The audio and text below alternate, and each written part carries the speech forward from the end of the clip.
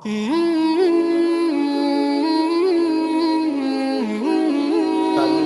बात तो ये कि इतनी बड़ी परेशानी नहीं जिसको सवार किया जाए।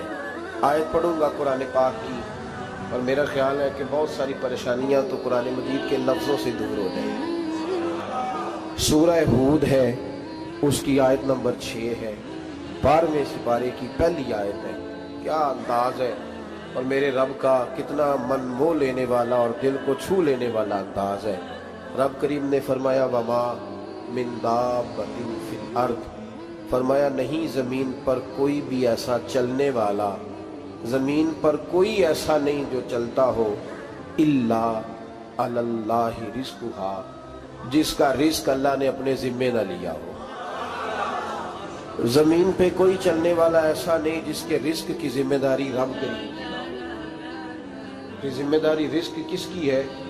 बोल के बताएं, बोल के किसकी जिम्मेदारी है जी? अल्लाह। देखिए गौर फरमाएं, यहाँ मुफस्सिरीन ने एक बात लिखी है इस आयत के तहत कि फरमाया जो ज़मीन पे चलने वाला है उसका रिज़्क अल्लाह के ज़िम्मे।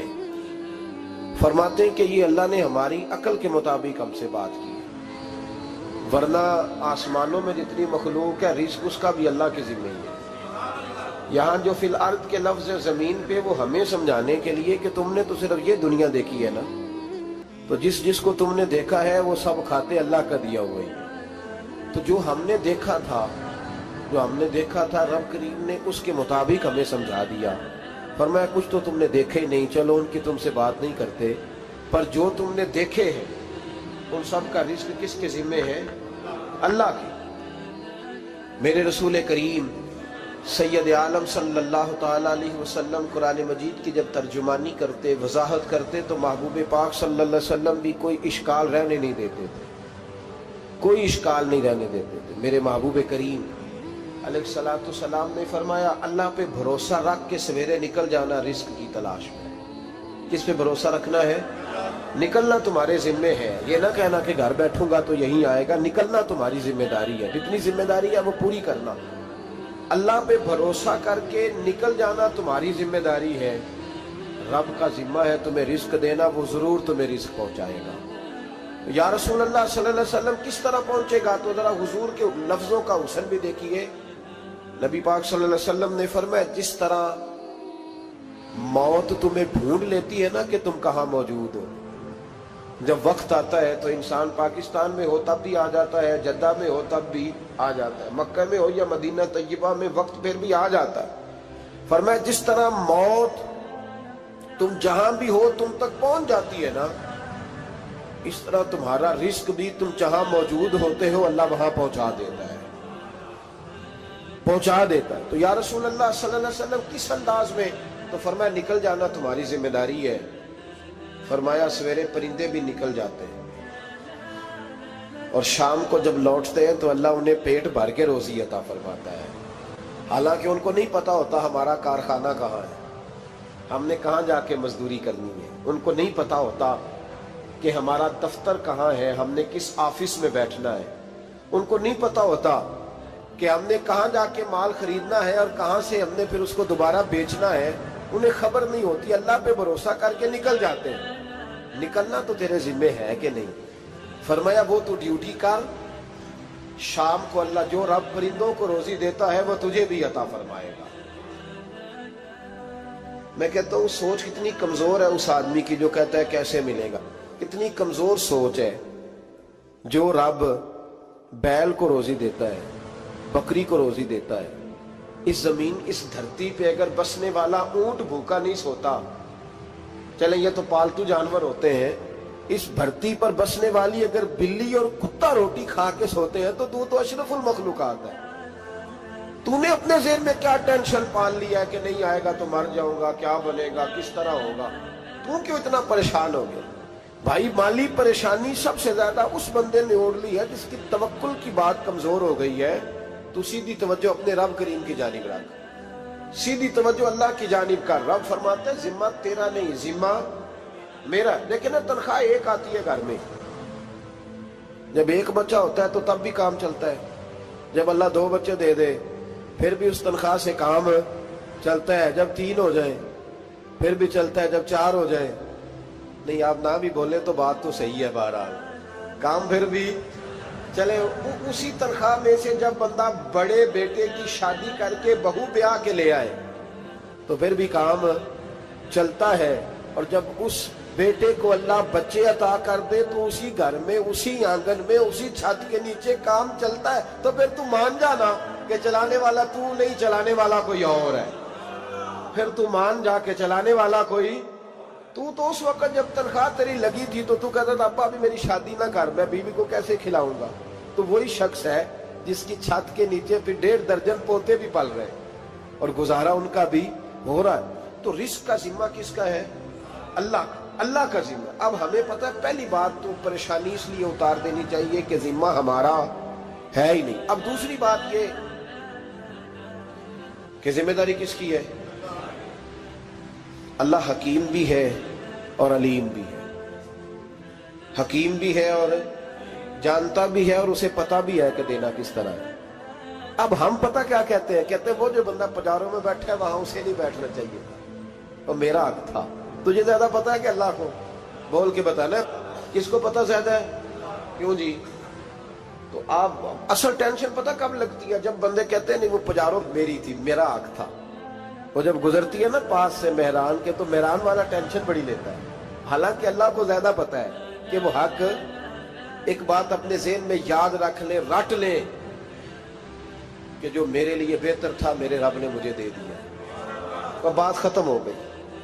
بس وصل اچھا ہے نہ فراق اچھا ہے، یار جس حال میں رکھے وہی حال اچھا ہے۔ بس جو میرے حق میں بہتر تھا میرے رب نے مجھے، مسئلہ یہ ہے کہ تو اس پہ راضی ہونے کو تیار نہیں۔ حضرت علی کرم اللہ تعالیٰ وجہ الکریم نے میرے نبی پاک کی ایک حدیث بیان کی ہے، اور جناب علی جب یہ حدیث بیان کیا کرتے تھے تو حضرت مجاہد فرماتے ہیں یوں لگتا تھا کہ جیسے حضرت علی ہمیں ہر پریشانی سے نکال رہے۔ مولا علی شیر خدا رضی اللہ تعالیٰ عنہ فرماتے ہیں کہ مجھے میرے نبی پاک صلی اللہ علیہ وسلم نے ایک طریقہ دیا تھا ٹینشن فری ہونے کا، اور فرماتے ہیں مجھے تو بڑا راس آیا ہے، تم بھی اگر کر لو گے تو تمہیں بھی فائدہ دے گا۔ کہا وہ کیا؟ حضرت علی کہنے لگے محبوب علیہ السلام نے فرمایا تھا لوگوں تم اللہ کے دیے ہوئے تھوڑے رزق پہ راضی ہو جاؤ، وہ تمہاری تھوڑی عبادت سے تم سے راضی ہو جایا کرو گا۔ بس تم 2 نفل بھی پڑھو گے تو اللہ راضی ہو جائے گا، تم 1 رکوع بھی سویرے اٹھ کے پڑھو گے تو وہ راضی ہو جائے گا، وہ تمہارے 313 درود شریف سے راضی ہو جائے گا، تم اس کے دیے ہوئے تھوڑے رزق سے راضی ہو جاؤ۔ ٹینشن اس لیے ہوتی ہے کہ ہم راضی نہیں جو اس نے ہمیں دیا ہے۔ وہ حل میں مزید کی جو دوڑ ہے نا، حل میں مزید کی، بے قدرہ کچھ قدر نہ جاتی، کیتی خوب تسلی ہو، دنیا دار پجاری زردے، کتیاں دے گل ٹلی ہو، بک بک روشن اکھیاں تکیو ویک حویلی کلی ہو، تے کوچ نصیر اساں جد کیتی پہ جانی تھر تھلی ہو۔ تو یاد رکھیں یہ جو ہے نا مصیبت کے مال آ کیوں نہیں رہا، وہ سامنے والا پلاٹ میرے گھر کے سامنے ہے گھر کے سامنے، پر رجسٹری میرے نام کیوں نہیں؟ یہ مصیبت سانس نہیں لینے دیتی۔ موٹر سائیکل کھڑی کرتا ہے نا جب آ کے دکان سے روٹی کھانے آتا ہے، دفتر سے گھر آتا ہے، کاروبار سے آتا ہے، تو جہاں موٹر سائیکل کھڑی کرتا ہے وہ ٹینشن بڑی ہے کہ کبھی میری ہو جائے نا یہ والی جگہ، تو میں یہاں بھی بورڈ لگاؤں اپنے نام۔ اس نے مالی پریشانی پیدا کی۔ تو جس حال میں ہے، کیونکہ تو نے اپنا یہ حال خود نہیں بنایا، جس نے بنایا ہے وہ بڑا بہتر جانتا تھا کہ تو اسی حال میں اسے اچھا لگتا ہے۔ تو اسے اسی حال میں، ایک بزرگ تھے تو ان کی طبیعت بڑی علیل ہو گئی، بیمار ہو گئے، تو اللہ نے آزمائش دی تو کیڑے پڑ گئے وجود میں۔ ایک کیڑا یہاں سے کھا رہا تھا، اللہ والے بڑے راضی رہتے ہیں اس کی رضا پہ، تو کیڑا یہاں کھا رہا تھا تو نیچے گر گیا، تو بابا جی نے اٹھا کے پھر وہاں رکھ لیا، کہنے لگے جب اس نے تیری ڈیوٹی مجھے کھانے کی لگائی ہے تو میں اس بات پہ راضی ہوں، تو نیچے کیوں گرتا ہے؟ بٹ ٹھیک ہے کھا، جب اس نے تجھے ڈیوٹی جو تیری لگائی ہے۔ سالبہ بن عبد الرحمن ایک صحابی تھے، سالبہ غالباً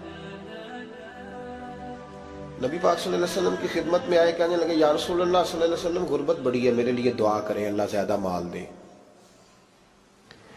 تو محبوب صلی اللہ علیہ وسلم نے فرمایا تو جس حال میں اچھا ہے وہ تیرے لیے بہتر ہے، اس میں تو ہے وہی حال تیرے لیے۔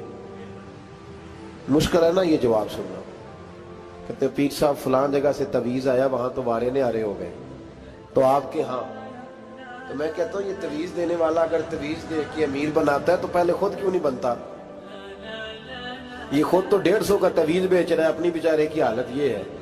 اگر اتنا ہی تویز اس کا چلتا ہوتا تو پہلے 5 ٹیوب پجارو اس کے دروازے پہ کھڑی ہو۔ عجیب چکر ہے اور عجیب جگہ لوگ الجھ گئے، سمجھتے ہی نہیں بات کو۔ یا رسول اللہ صلی اللہ علیہ وسلم دعا کر دے تو محبوب نے کیا فرمایا؟ فرمایا تو جس حال میں ہے نا وہ حال تیرے لیے بہتر ہے، اسی میں رہ۔ کہ نہیں حضور دعا کرے۔ فرمایا سال بعد تو باز آ جا۔ حضور دعا کرے۔ فرمایا تو باز آ جا۔ 2-3 دفعہ کا ضد کی، محبوب نے فرمایا جا پھر اللہ تجھے زیادہ پیسے دے گا۔ چند بکریاں خریدی، اتنی برکت ہوئی کہ بکریوں کے ریوڑ بن گئے۔ پھر کچھ بکریاں بیچ کے گائے خرید لی، ان کے بھی ریوڑ ہو گئے۔ پھر کچھ اونٹ اونٹنیاں لے لی، ریوڑ ہی ریوڑ۔ پہلے 5 وقت مسجد میں آتے تھے، اب فجر اور عشاء رہ گئی۔ پھر مال زیادہ ہوا تو مدینے شہر میں کوئی جگہ ہی نہیں، مدینے سے باہر حویلی خریدی، پھر جمعہ ہی رہ گیا۔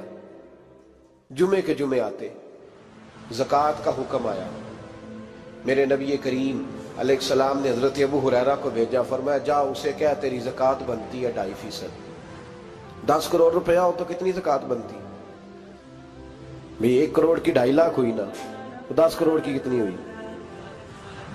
تو بڑی مصیبت ہے جب بینک سے میسج آتا ہے نا کہ 25 لاکھ نکل گیا تیرے اکاؤنٹ سے، بہت بڑی مصیبت، بڑی ٹینشن ہوتی ہے۔ ایک صاحب میرے پاس آئے، ان کی زمین اچانک مہنگی ہو گئی، اچانک پہلے کچھ 15-16 لاکھ کی ایکڑ زمین تھی، پھر وہ کروڑ کی ہو گئی۔ تو میرے پاس آئے، کہنے لگے وہ 10 کروڑ روپے بنتے ہیں تو زکوٰۃ، تو میں نے کہا آپ نے کیا کیا؟ زری زمین پہ عشر آتا ہے، اس پہ زکوٰۃ نہیں آتی، تو آپ نے کیا کیا؟ کہنے لگے وہ کچھ سوسائٹی کے رول کے مطابق میں نے فائلیں وغیرہ لے لی ہیں، اب میں نا کبھی موقع آئے گا تو ان کو بیچوں گا۔ تو میں نے کہا اب تو آپ کا یہ مال ہو گیا بزنس کا، تو اب تو اس پہ زکوٰۃ آئے گی۔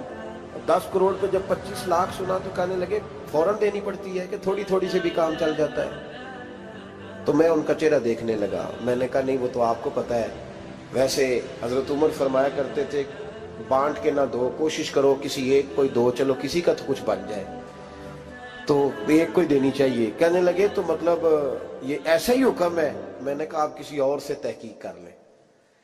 اب یہ بھائی لیتے وقت نہیں تجھے ٹینشن ہوئی کہ 15 لاکھ کا کروڑ ہو گیا، تو اس وقت نہیں تو نے کہا کہ یا اللہ، تو یہ کیسی سوچ ہے مسلمان؟ کس طرح کا اس کا؟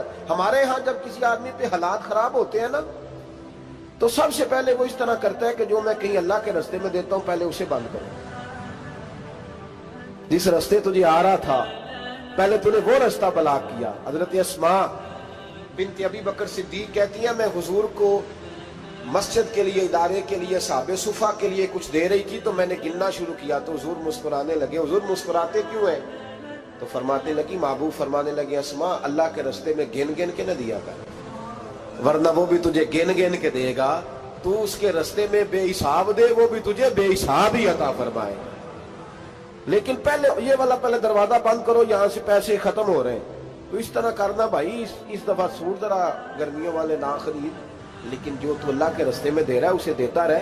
لیکن ہم اپنا نقصان کرتے ہیں، زیادتی کرتے ہیں اپنے ساتھ۔ میں نے آپ کو پہلے بھی بتایا تھا پیار کی بولی ہے، پھر بولتا ہوں۔ ایک بڑے بڑے پیار والے دوست ہیں، ایک دفعہ مجھے کہنے لگے کہ آپ کئی دفعہ اعلان کرتے ہیں تو مجھے اچھا نہیں لگتا، اور آپ ادارہ بھی بہت زیادہ بننے والا ہے، بڑی چیزیں میں دیکھتا ہوں جو ہوں تو بڑا نظام اچھا ہو جائے، آپ دعا کریں اللہ مجھے پیسے دے تو میں بڑے سارے خرچ کروں گا اس کے رستے۔ تو میں نے کہا یا اللہ اسے 10 کروڑ دے، یہ 9.5 کروڑ تیرے رستے میں دے دے گا۔ تو چپ کر گیا، جس طرح آپ نہیں کر گئے سارے، چپ کر گیا وہ بھی۔ اس نے کہا جی نہیں جی انشاءاللہ کریں گے۔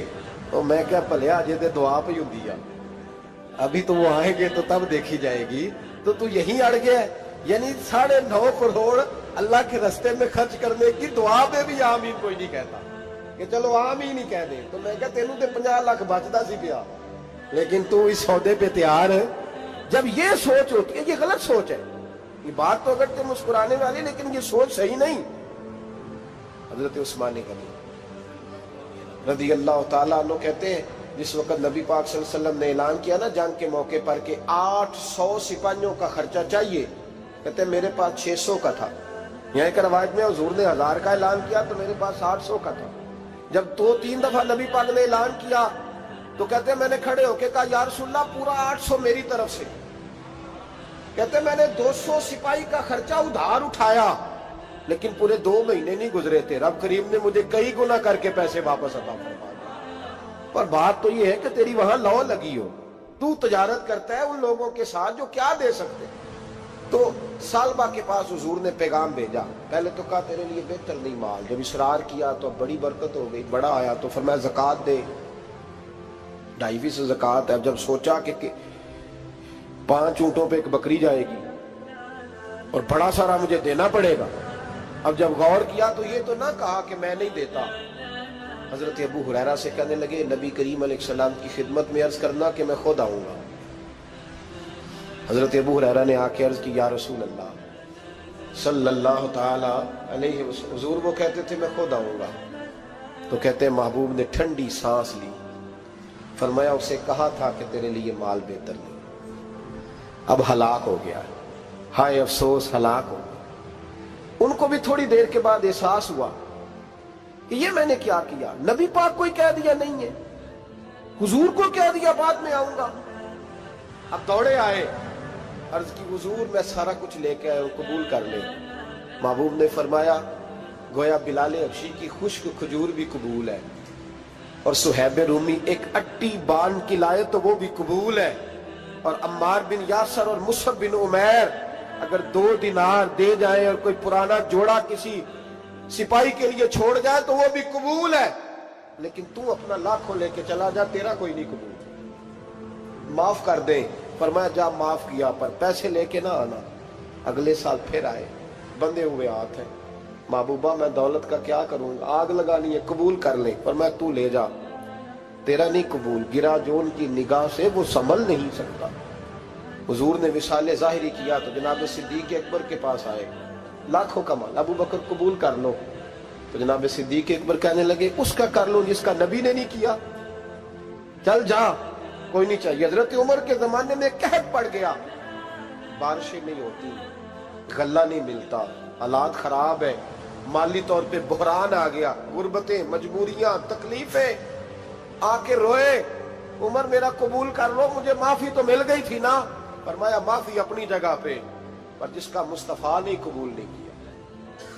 بہت سارے لوگوں کو پتہ ہی نہیں کہ ان کا قبول ہی نہیں ہوا, اور وہ الجھے ہوئے, انہیں خبر ہی نہیں کہ اصل بات کیا ہے. فرمایا جس کا مصطفیٰ کریم نے قبول نہیں کیا, اب ہیرے اور جواہرات بھی لے کے آئے تو بھوکے مریں گے, پر اس کا قبول, اس بات پہ راضی رہو اس حال میں اللہ نے رکھا ہوا, اس حال میں راضی رہو. جو مصیبت ہے نا دیکھنی کہ وہ بھی میرے پاس, تمہیں کیا پتا, کبھی پوچھ تو صحیح اس سے وہ کس مصیبت کا شکار ہے. جو مالی طور پہ بڑا امیر ہے تو اس کی طرف دیکھ کے اپنا دل برا کرتا ہے. بس جس حال میں رب نے رکھا ہے اس حال میں رہ. حضرت عثمان غنی کے زمانے میں تو وہ وصال کر گئے, لیکن بھائی تو جس حال میں تیرا رب تجھے رکھتا ہے اس حال میں رہ, تیری مالی پریشانیاں ختم ہو جائیں. میں نے پہلے بھی شاید آپ کو ایک دفعہ کہا تھا, میں تعلیم سے فارغ ہوا تو میرے ایک استاد اور میرے کچھ دوست کہنے لگے افریقہ آ جائیں آپ, بھائی بہت بڑا ادارہ ہے, اس کو چلائیں, اس کو سنبھالیں. تو میری والدہ سے میں نے کہا, اس طبیعت ہوتی ہے نا انسان کی, میرا بھی دل لگ گیا. میری اماں پڑھی نہیں تھی لیکن اللہ نے دانائی بڑی عطا فرمائی تھی, حکمت بڑی تھی, سیانی بڑی تھی. تو میں نے کہا اماں جی وہ مجھے ساؤتھ افریقہ کی دعوت ہو رہی ہے تو آپ کیا کہتی ہیں. تو اٹھ کے میرے پاس آ گئی اور مجھے انہوں نے اپنے بازوؤں میں لے لیا, پھر میرا ماتھا چوما, کہنے لگی پتر میں تے وال بھی نہ پوٹ کے دیوا کسی نے, ہم نے دولت کا کیا کرنا, تو اللہ کا نام لے کے کہیں بیٹھ جا, رب کریم رون کے لگا دے گا, خیر ہو جائے. تو میرے بھائی یاد رکھیں ان چیزوں سے تھوڑا سا دیکھیں نا, قناعت کریں, جو اللہ نے دیا اس پہ راضی ہو جائیں. اللہ بڑا مہربان ہے, وہ آسانیاں کر دیا کرتا ہے. تو یاد رکھیں میرے رسول کریم علیہ السلام نے ایک تو ہمیں درس یہ دیا ہے کہ تو سمجھ جا, قرآن نے ہمیں بتایا ہے کہ روزی تیری ذمہ داری نہیں, روزی کس کی ذمہ داری ہے, اللہ کی. اور دوسری بات یہ کہ جو اللہ نے تمہیں دیا ہے اس پہ تو راضی ہو جا, تیری مالی پریشانیاں ختم ہو جائیں. اور پھر حضور صلی اللہ علیہ وسلم نے فرمایا مذہبی طور پر جب دیکھو تو آگے دیکھو, اور دنیاوی طور پر جب دیکھو تو پیچھے دیکھو, پریشانی ختم ہوگی. مذہبی طور پر جب دیکھو, جو 5 نمازیں پڑھتا ہے وہ تہجد پڑھنے والے کو دیکھے, اور جو تہجد پڑھتا ہے وہ اشراق چاشت پڑھنے والے کو دیکھے. اور جو بندہ اشراق اور چاشت پڑھتا ہے پھر اس کو دیکھے جو سارا دن مصطفیٰ پہ درود پڑھتا ہے. اوپر دیکھے کہ میں نے اور نیک ہونا ہے اور نیک. اور جب مالی معاملہ ہے تو پھر نیچے دیکھ. اگر تو بیٹھا نا پجاروں پہ تو پھر ٹوڈی والے پہ نظر کر اس کا کیا حال ہے. اور اگر تو وہاں بیٹھا ہے تو دیکھ مہران والا بھی تو گاڑی چلا ہی رہا ہے. اور اگر تو وہاں ہے تو موٹر سائیکل والا دیکھ. اور تو وہاں ہے تو پھر سائیکل والے پہ نظر. اور اگر تو سائیکل والا ہے تو پیدل والے کو دیکھ. اگر تو کرائے کے مکان میں رہتا ہے تو پھر جھونپڑی والے کو دیکھ. اور اگر تو جھونپڑی میں رہتا ہے تو پھر بھی پریشان نہ ہونا. کچھ ایسے بھی ہیں جنہیں جھونپڑی بھی نصیب نہیں, جو سڑک پہ لیٹے ہوئے. اور اگر تو تندرست ہے نا تو کبھی جا کے ہسپتال میں دیکھ حال کیا ہے, لوگ کس حال میں. تو ہم شکر نہیں ادا کرتے. اس کا نقصان کیا ہوتا ہے, نعمتیں چلی جاتی ہیں. اللہ فرماتے ہیں لئن شکرتم لازیدنکم, تو شکر ادا کر میں نعمتوں میں اضافہ کر دوں. تو بھائی مالی پریشانی کا تیسرا سبب یہ ہے کہ ہم دیکھتے ہیں مالی طور پر اوپر, تو پھر ہمیں طبیعت بگڑتی ہے. اور پھر مالی پریشانیوں کے کچھ اور اسباب بھی ہیں. امام شافعی فرماتے ہیں جن گھروں میں لوگ فجر کی نماز کے وقت سوئے ہوتے ہیں ان گھروں میں رزق نہیں آتا. آپ فرماتے ہیں فجر کا وقت اللہ کے دینے کا وقت ہے, اس وقت اللہ بانٹتا ہے. حضور صلی اللہ علیہ وسلم کا فرمان ہے نا حدیث میں کہ تہجد کے وقت اللہ پہلے آسمان پہ نزول جلال فرماتا ہے جو اس کی شان کے لائق ہے تہجد کے وقت. اور وہ کہتا ہے مانگو میں تمہیں عطا کروں گا. لینے کی باری آئے تو بندہ سمیٹ سماٹ کے اندر گھس جائے. ہمارے ہاں یہ ہوتا ہے کہ عشاء کے بعد بچے بیٹھتے ہیں موبائل لے کے, تہجد کا وقت آتا ہے تو ان کی آنکھیں بند ہونی شروع ہوتی. تو لینے کے وقت تو سویا تھا, ذرا مسئلہ کیسے حل ہوگا بھائی؟ جب کوئی آدمی خیرات بانٹ رہا ہو تو جو پیالہ پیچھے کر لے اسے ملے گا. کہتے اس وقت آنا جب میں بانٹ رہا تھا, اب تو کدھر آ گیا ہے. مثال دے رہا ہوں. تو فجر کا وقت مانگنے کا ہے, تو ساری رات تو گزر گئی گیمیں کھیلتے, ٹی وی دیکھتے, اور جو لینے کا وقت تھا تو سو گیا, تو کیسے آئے گا تیرے پاس؟ تو اٹھے سویرے, بندوں سے مانگ کے دیکھ لیا, بڑی عزتیں خراب ہوئی. فجر کا وقت اٹھ کے جھولی پھیلائے. میرے رسول پاک علیہ السلام فرماتے ہیں, رب فرماتے ہیں جب بندے میرے آگے جھولی پھیلاتے ہیں مجھے شرم آتی ہے. کسے چومیا یار گلاب تائیں, کسے جا کے کلی نو چومیا ہے, کسے چومیا یار دی چوکھٹ نو,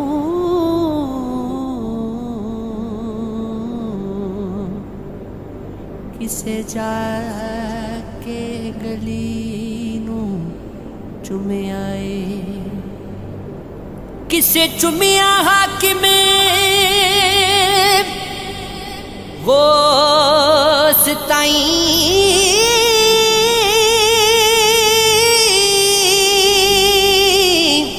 کسے پیر علی نو چومیا